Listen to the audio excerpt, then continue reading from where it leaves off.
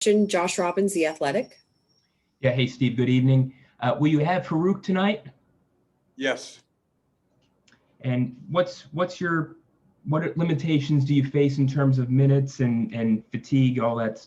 Yeah, I mean, he'll be, obviously we'll start slow. It's been so long since he's played, but we're going to get him in, and I mean, he'll play in both halves, and then, we'll play, and then we'll see how he feels tomorrow. Thank you. Jason Quick, The Athletic. Hey, Coach. It's become more popular around the league to trap Dame, and I'm kind of wondering what your stance is on that and how you approach that. And is it really just as simple as you'd rather play 4-on-3 than him have the ball in his hands? Yeah, I mean, I think that, first of all, I think around the league overall, I would say the end of last year and this year, we've all started to trap more, against the exceptional players.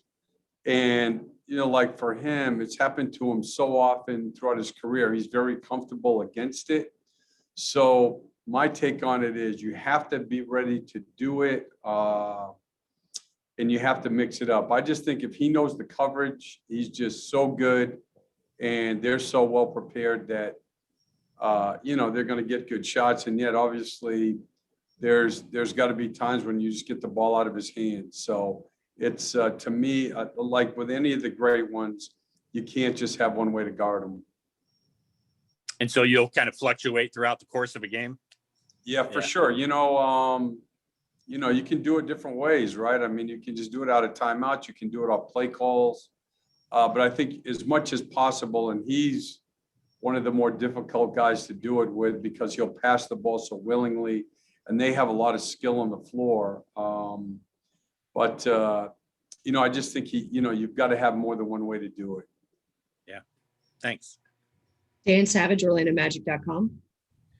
Cliff, when you're going against a team that's, allowing a decent amount of fast break points, how do you balance being aggressive with also, trying to limit mistakes when you have, young point guards and are missing, perhaps some of your best transition players?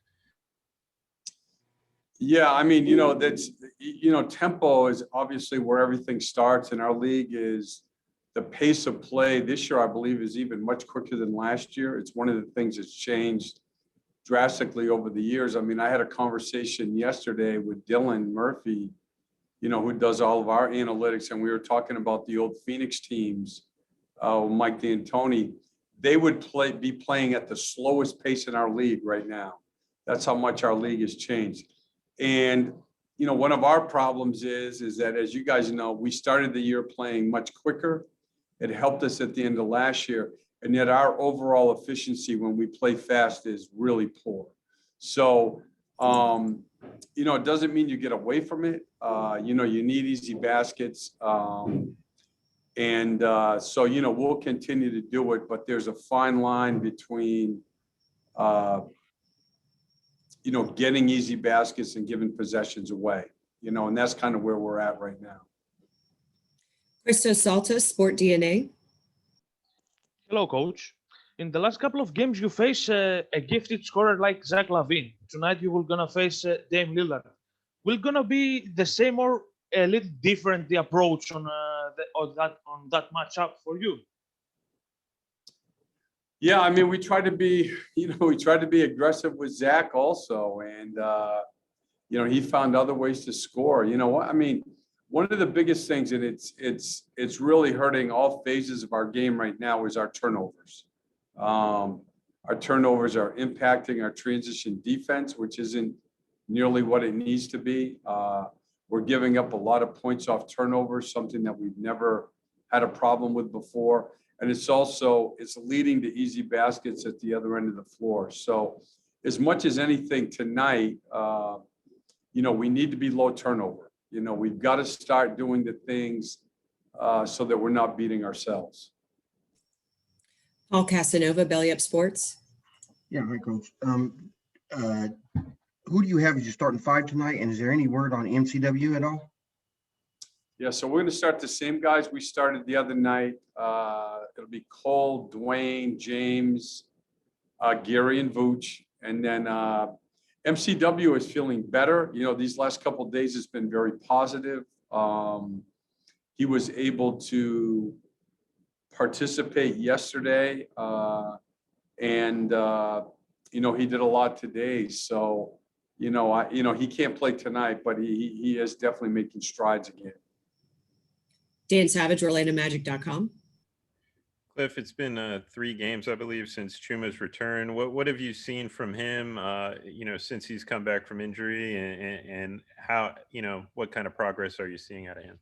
I think good, and he's feeling more and more comfortable. You know, I think it's difficult coming off a major injury. He was playing well. He's still adapting to the NBA game, to the speed of it, to the different coverages. And he's naturally very, very hard on himself. So the setback also was, you know, just from a physical standpoint of being comfortable with his knee pushing off. And he's back now, so that, you know, I think he's feeling better and better. And, you know, we're just, again, we're trying to be smart with this. And he's playing, he'll play about the same minutes tonight, and we'll get through the back-to-back, and then we'll let it grow from there. Josh Robbins, The Athletic. Steve, how do you evaluate Kem's play at the 4 this year? And now that Farouk is back and Chuma is back, will you be less inclined to play Kem at the 4? Yeah, he'll play less at the 4 for sure with those guys back. I mean, it's, how can I say, in this league, there's sometimes the same thing happened last year. When we first started playing him at the 4 last year, it was good. And then over time, it wasn't as good. And that's kind of what's happened here. It makes us bigger. It helps us defensively and rebounding. And we're not as good on offense. And to go into it a little bit better, it just depends, Josh, to be honest, what the matchups are at the other end of the floor. For instance, in Sacramento, when Bagley's at 4, you know, Kim is a great matchup at 4 for him, you know, because physically, you know, Bagley, like, just, you know, he outsizes people out quick, somehow powers them, and Kim can compete with him that way. But I think with Farouk coming back and Chuma being more healthy, there'll be less and less of that. Thank you. Okay. Any final questions? Okay, great. Thank you. Oh, Josh, go ahead. I'm sorry. Sorry, Trish. Sorry, Cliff. Any word on what's causing Evan's back spasms? Have there been any tests to try to rule out some sort of herniated disc or something to that effect? Yeah, not that I'm aware of. I mean, I think it's just, you know, spasms and, you know, I mean, it's, again, like more day to day, and, you know, hopefully he'll be back. I don't, you know, maybe even by Golden State, who knows? Thank you. Anyone else? Great. Thanks, everybody.